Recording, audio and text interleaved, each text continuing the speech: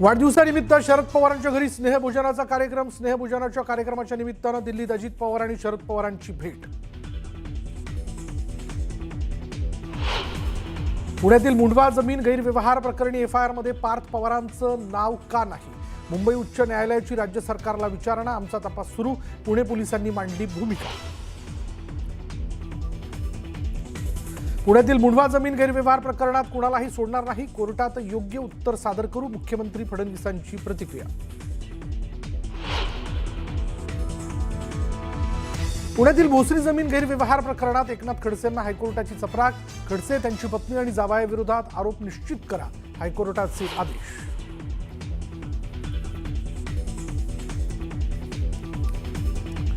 लाडकी बहीण योजनेवरनं विधिमंडळात खडाजंगी। लाडक्या बहिणीला 2100 रुपये कधी देणार? जयंत पाटलांचा सवाल। तर योग्य वेळी 2100 रुपये देऊ, उपमुख्यमंत्री शिंदेंचं उत्तर। महायुतीच्या सर्व आमदारांसाठी मुख्यमंत्री फडणवीसांची उद्या सकाळी ब्रेकफास्ट डिप्लोमसी। विधिमंडळ कामकाजासह निवडणुकीबाबत आमदारांना महत्त्वाच्या सूचना देण्याची शक्यता। अंबादास दानवेंनंतर शेकापच्या चित्रलेखा पाटलांचाही महेंद्र दळवी आणि गोगावलेंवर कॅशबॉम्ब। व्हिडिओ दाखवत केलेले गंभीर आरोप भरत गोगावलेंनी फेटाळले आरोप। नाशिकच्या त्र्यंबकेश्वरमधील मूल विक्री प्रकरणातील कागदपत्र न्यूज 18 लोकमतच्या हाती। बच्चीबाई हंडोगेनं स्वतःच्या गावात विकलेल्या मुलीचं बेकायदेशीर दत्तक पत्र बनवल्याचं समोर। केवळ 100 रुपयांच्या स्टॅम्प पेपरवर मुलीला दत्तक दिल्याचा उल्लेख। आणि नवी मुंबईतल्या सिडकोच्या घरांच्या किमती कमी होण्याची शक्यता। घरांच्या किमतीचा पुनर्विचार करा, सर्वसामान्यांना परवडतील अशाच किमती ठेवा। सिडको अधिकाऱ्यांवर उपमुख्यमंत्री शिंदेंचे ताशेरे। वेगवान स्वरूपात पाहूयात। छत्रपती संभाजीनगरमधील शिवसेनेतल्या अंतर्गत वादावर आज नागपूरमध्ये उपमुख्यमंत्री एकनाथ शिंदे यांच्या उपस्थितीमध्ये बैठक होणार आहे। या बैठकीनंतर शिरसाट आणि जंजाळ यांच्यातील वाद संपणार का याचा निर्णय होईल। मेळघाटातील आदिवासी शेतकऱ्यांची आज नागपूर आदिवासी विकास मंत्री अशोक उईके यांची भेट घेणार आहेत। मका खरेदीच्या मागणीसाठी अमरावतीच्या परतवाडा येथून शेकडो आदिवासी शेतकरी हे नागपूरच्या दिशेने निघालेत।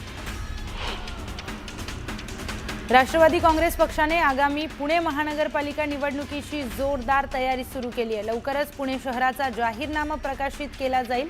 यासाठी पक्षाकडून एक समिती गठीत केली जाणार आहे। धाराशिव नगरपालिका निवडणुकीचे निकाल लागण्यासाठी आणखी 10 ते 11 दिवसाचा अवधी बाकी आहे। अशातच परांडा शहरात मात्र भाजपचे ज्येष्ठ नेते माजी आमदार सुजित सिंह यांच्या मुलाचं उपनगराध्यक्षपदाचं बॅनरचे फोटो आता सोशल मीडियावर व्हायरल होत आहेत। धाराशिव नगर परिषद निवडणुकीमध्ये न्यायालयीन प्रकरणामुळे 3 प्रभागांच्या लढती यापुढे ढकलल्या होत्या। या निवडणुकांसाठी उमेदवारी अर्ज मागे घेण्याचा आजचा शेवटचा दिवस आहे। पुढील 10 दिवस 3 प्रभागात निवडणुकीची रणधुमाळी रंगणार आहे। अवैध तातडीने होर्डिंग्स हटवण्याचे मुंबई उच्च न्यायालयाच्या नागपूर खंडपीठाने नागपूर महापालिकेला आदेश दिले आहेत। हायकोर्टाच्या आदेशानंतर महापालिकेला जाग आली असून अवैध होर्डिंग्स हटवण्यास सुरुवात करण्यात आली आहे। हिवाळी अधिवेशनामुळे शहरभर अवैध राजकीय पोस्टर्स बॅनर्स लावण्यात आलेले। उद्या मनसे अध्यक्ष राज ठाकरे ठाणे कोर्टामध्ये हजर राहणार आहेत। ठाण्यातील तलाव पाली परिसरामध्ये मनसेच्या माध्यमातून जाहीर सभा घेण्यात आली होती। यावेळी त्यांना तलावावर भेट देण्यात आली होती। या प्रकरणी राज ठाकरेंना समन्स देण्यात आले। मुंबई, ठाणे, पुणे, नागपूरसह 29 महापालिकांच्या निवडणुकीची घोषणा पुढील आठवड्यात करण्यासाठी राज्य निवडणूक आयोग सज्ज झाला असला तरी पालिकांच्या मतदार याद्यांमधील दुबार मतदारांचा घोळ संपत नाहीये अशी परिस्थिती आहे। महापालिकांच्या अंतिम मतदार याद्या तयार होण्यास होणारा विलंब लक्षात घेऊन प्रभागनिहाय अंतिम मतदार याद्या जाहीर करण्यास 5 दिवसांची मुदतवाढ देण्याचा निर्णय राज्य निवडणूक आयोगाने घेतलाय। पुण्यातील पौड रस्त्यावर गेल्या 2 दिवसांपासून पाईपलाईन फुटल्याने मोठ्या प्रमाणात पाण्याची नासाडी होते। गेल्या 2 दिवसांपासून पिण्याचं पाणी रस्त्यावर वाहू लागलंय। रस्त्याचं खोदकाम सुरू असताना पाईपलाईन फुटल्याने पाणी वाया जात आहे। शेकडो लिटर पाणी वाया जात असताना प्रशासनाचं मात्र दुर्लक्ष होत आहे। पुण्यातील पाषाण भागात फुटपाथवरून दुचाकी चालवणाऱ्या वाहन चालकांना एका महिलेने थेट हात जोडत तुमची आरती ओवाळते असा खोचक टोला लगावलाय। एवढंच नाही तर महिला दुचाकीच्या मागे धावतही गेली। या सगळ्या घटनेचा व्हिडिओ सोशल मीडियावर तुफान व्हायरल झालाय। मराठी अभ्यास केंद्राकडून शाळांची परिषद भरवण्यात येत आहे। मुंबईतील मराठी शाळा बंद कशा पाडल्या जातात याची माहिती परिषदेत मांडली जाणार आहे। मराठी शाळांचे प्रतिनिधी शाळांची स्थिती उघड करतील। मुंबई पालिका अंधेरी पूर्व, सांताक्रूज पूर्व आणि दादर प्रभादेवी विभागातल्या मोठ्या आकाराच्या जलवाहिन्यांच्या जोडणीची कामं हाती घेण्यात आली आहेत। हे काम शुक्रवारी ते शनिवार दरम्यान करण्यात येणार आहे। परिणामी शहराच्या काही भागातील पाणीपुरवठा या कालावधीमध्ये बंद असेल।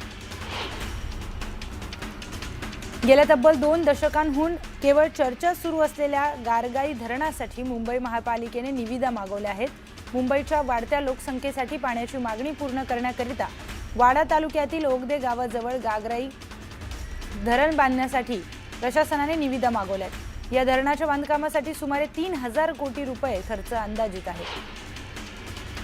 नववर्षाचे दिमाखात स्वागत करण्यासाठी गोव्याच्या किनाऱ्यावर दरवर्षी पर्यटकांची प्रचंड गर्दी होते। मुंबईहून गोव्याला जाण्यासाठी बहुसंख्य प्रवासी वंदे भारत एक्सप्रेसला पसंती देतात, परंतु CSMT मडगाव वंदे भारत एक्सप्रेस 8 डब्यांची असल्याने प्रवाशांना आरक्षित तिकीट मिळत नाही। त्यामुळे या एक्सप्रेसला 20 डबे जोडण्याची मागणी प्रवाशांकडून केली आहे। नाताळ, नववर्ष आणि हिवाळ्याच्या सुट्टीमध्ये वाढणारी प्रवाशांची गर्दी लक्षात घेता मध्य रेल्वेने विविध मार्गावर 76 हिवाळी विशेष रेल्वेगाड्या चालवण्याचा निर्णय घेतलाय। या विशेष रेल्वेगाड्या मुंबई ते करमळी, नागपूर, मंगळुरू, तिरुवनंतपुरम तसेच पुणे ते नागपूर, अमरावती, सांगानेर दरम्यान चालवण्यात येणार आहेत। राजधानी वंदे भारत शताब्दी यांसारख्या प्रीमियम ट्रेनने प्रवास करणाऱ्यांसाठी रेल्वेने नवी सुविधा उपलब्ध करून दिली आहे। प्रवाशांनी ट्रेनचं तिकीट बुक करताना नो मिल्स पर्याय निवडला तरी त्यांना पाण्याची बाटली ही मोफत मिळणार आहे। पाणी ही प्रवाशांची मूलभूत गरज मानून मोफत सुविधेमध्ये त्याचा समावेश करण्यात आला आहे। अदानी समूह आता मोनोरेलच्या संचलन देखभालीसाठीही उत्सुक आहे। महामुंबई मेट्रो रेल संचलन महामंडळानं मोनोरेलच्या संचलन देखभालीसाठी मागवण्यात आलेल्या निविदेला 4 कंपन्यांनी प्रतिसाद दिलाय। त्यात अदानी समूहासह कोकण रेल्वेच्या निविदेचा समावेश आहे। या 4 कंपन्यांमध्ये स्पर्धा असून यामध्ये कोणतीही कंपनी बाजी मारते हे निविदा अंतिम झाल्यानंतर स्पष्ट होईल। लोकलमधून पडून मृत्यू झालेल्या प्रवाशाच्या नातेवाईकांना भरपाई देण्यास टाळाटाळ करणाऱ्या रेल्वे प्रशासनाला मुंबई उच्च न्यायालयाने खडे बोल सुनावले। कामावर जाणाऱ्या प्रवाशाला पीक आवरला लोकलमध्ये शिरणं कठीण असतं। अशा वेळी जीव धोक्यात घालून प्रवास करण्याशिवाय पर्याय नसतो। त्यामुळे गर्दीच्या वेळी फुटबोर्डवर उभं राहून प्रवास करणं म्हणजे निष्काळजीपणा नाही असं स्पष्ट करत न्यायालयाने मृत व्यक्तीच्या नातेवाईकांना भरपाई देण्याचा आदेश कायम ठेवलाय।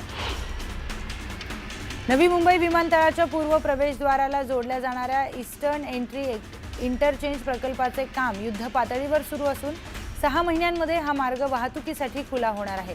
त्यामुळे नवी मुंबई पनवेल परिसरातील वाहतूक कोंडीच्या कचाट्यातून प्रवाशांची सुटका होईल।